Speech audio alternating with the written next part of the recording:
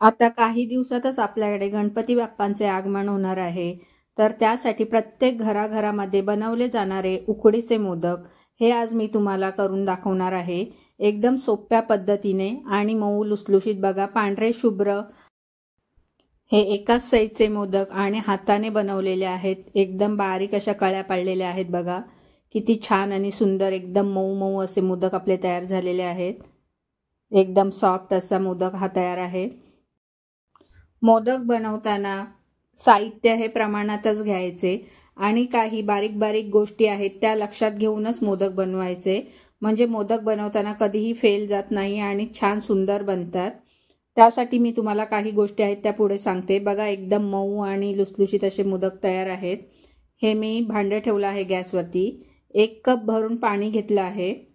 आता हे अर्धा चमचा मीठ घालून घेतलं. त्यामध्ये मीठ घातल्यानंतर आता हा 1 चमचा छोटा भरून मी तूप घालून घेणार आहे त्यामध्ये. आता हा 1 चमचा तूप घालून घेतलाय. आता ह्याला चांगली उकळी येईपर्यंत आपण गॅसवरती ठेवायचं आहे.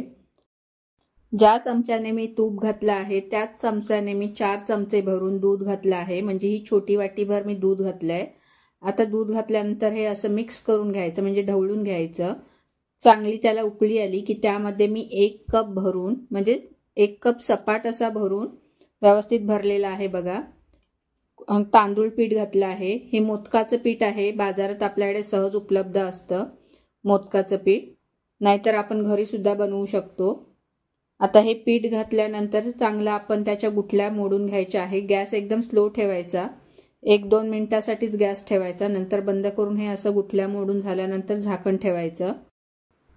आता एक कढई घेऊन त्यामध्ये 1 चमचा मी तूप घालून घेतलं. तूप घातल्यानंतर 1 वाटी बारीक चिरून घेतलेला गूळ घेतला आहे. हा सर्व गूळ मी त्यामध्ये घालून घेतला, म्हणजे तुपामध्ये. आता हे चांगलं आपण मिक्स करून घ्यायचं, म्हणजे ढवळायचं आहे चमच्याने. गूळ चांगलं पातळ होईपर्यंत आपल्याला हे गॅसवरती असं मिक्स करत राहायचं आहे. हे बघा, साईडने असं पातळ होत आलं की त्यामध्ये आता मी 2 वाट्या हे खोबरं घेतलं आहे. ज्या वाटीने मी गूळ घेतला आहे त्याच वाटीने मी खोबरं घेतलं आहे. अशा 2 वाट्या मी खोबरं घातलं आहे. 1 वाटी गूळ तर 2 वाटी खोबरं हे प्रमाण नेहमी घ्यायचं. आता हे सर्व मिक्स करून घ्यायचं, म्हणजे ढवळून घ्यायचं आहे चांगलं.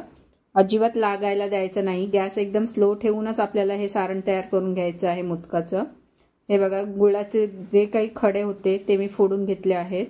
आता हा अर्धा चमचा मी वेलची पूड घातली आहे, म्हणजे हे छोटे चमचे आहेत म्हणून मी 2 चमचा घातले आहे. आता हे वेलची पूड घातल्यानंतर पुन्हा मिक्स करून घ्यायचं आहे. आता हे सारण झालेलं आहे आपलं तयार. सारण तयार व्हायला 5 ते 7 मिनिटच लागतात, जास्त वेळ लागत नाही.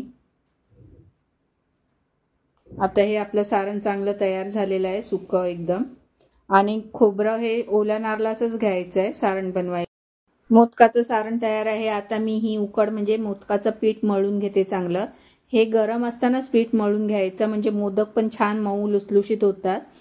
थोडा हाताला चटका लागतो, पण पहिला आपण मळताना एखादी वाटी किंवा पेला घेऊन जरी मळलं तरी चालेल. आता हे सर्व मी कढईमधून ह्या ताटामध्ये काढून घेतलंय आणि ह्या चमच्याने मी ह्या गुठल्या पहिल्या फोडून घेते आहे. बघा, छान असं एकदम मऊ मळून घ्यायचं आहे पीठ. ह्याच्यामध्ये पाणी वगैरे काही सुद्धा घ्यायचं नाही. जेवढे प्रमाण दिलेलं आहे तेवढाच आपण हे मळून घ्यायचं आहे पीठ. आता ह्या गुठल्या मी चमच्याने फोडून झाल्यानंतर आता हे हाताने मळून घेणार आहे. पीठ थोडं गरम आहे, पण हे गरम गरम असतानाच पीठ मळायचं, त्यामुळे मोदक चांगले मऊ लुसलुशीत होतात. आता हे गरम गरम पीठ असं हे हाताने मी मळून घेते आहे. बघा, चांगलं एकदम सॉफ्ट असं मळून घ्यायचं आहे, म्हणजे मोदक पण छान, आकार सुद्धा छान येतो.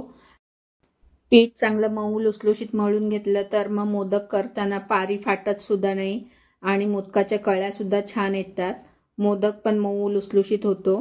हे बघा, असं चांगलं मळून घ्यायचं आहे पीठ. आता हे आपलं तयार झालंय. बघा, पिठाचा गोळा तयार झाल्यानंतर मी तुम्हाला दाखवते कशा प्रकारे पीठ तयार पाहिजे. हे असं पीठ हातात घेऊन ओढून बघायचं. बघा, एकदम सॉफ्ट असं तयार आहे. आता छान असं मोदकाचं पीठ आपलं तयार झालं आहे. एका छोट्या वाटीत मी थोडंसं तूप घेतलं आणि दुसऱ्या डिशमध्ये थोडंसं तांदूळ पीठ घेतलं आहे. आता हे मोदक मी कसे तयार करायचे ते तुम्हाला दाखवते. एक छोटा गोळा घ्यायचा आहे काढून पिठाचा आणि तो चांगला हातावरती गोल करून घ्यायचा आहे. थोडंसं तांदूळ पीठ आहे त्याच्यामध्ये मी घोलून घेतलंय, पण ते पीठ सर्व आपण झाडून घ्यायचं. गोळ्याच्या एका कडेने आपल्याला हे अंगठ्याने पारी अशी बारीक बारीक करत जायची आहे। बघा माझी बोटं कशी फिरतायत। तशी जर पारी केली तर एका साईडचीच होते पातळ, कुठे जाड बारीक अशी होत नाही, एका लेवलचीच पारी तयार होते आणि खोल तयार होते पारी। म्हणजे मोदक बनवताना त्यामध्ये सारण सुद्धा छान भरता येतं आणि त्याच्या कळ्या सुद्धा छान अशा सुंदर पाडायला जमतात। आता ही बघा मी पारी तयार केली आहे कशी खोल। बघा किती छान पारी एका साईडचीच बनली आहे, कुठे जाड बारीक किंवा भिगा गेलेल्या नाहीये। सुंदर अशी पारी आपली तयार आहे। बघा किती छान आहे। आता ह्यामध्ये मी हे सारण भरून घेते। जेवढं बसेल तेवढंच सारण भरायचं आहे। मी हे माझ्या अंदाजानेच भरते, मी असं प्रमाण वगैरे काही सांगून भरत नाहीये तुम्हाला। जेवढी आपली पारी असेल त्याच्या प्रमाणातच आपण सारण भरून घ्यायचं। आता ही 2 बोटं साईडची घ्यायची, एक मध्ये बोट टाकायचं आणि आपल्याला ह्या कळ्या पाडून घ्यायच्या आहेत। त्या हलक्या हाताने कळ्या पाडायच्या, म्हणजे दाबून घ्यायच्या। जास्त जोर काढला की मग त्या एकदम फाटतात, चिकटतात आणि बोटाला पण चिकटतात आपल्या। आता ह्या कळ्या तयार आहेत। आता हा मोदक आपल्याला वळून घ्यायचा आहे। हे असं मध्ये दाबून घेतलं की हे छान असं फिरवत राहायचंय। पुढच्या बोटांवरती आपल्याला हे मोदकाची पारी ठेवून हे असं फिरवून घ्यायचं। छान असे मोदक तयार होतात।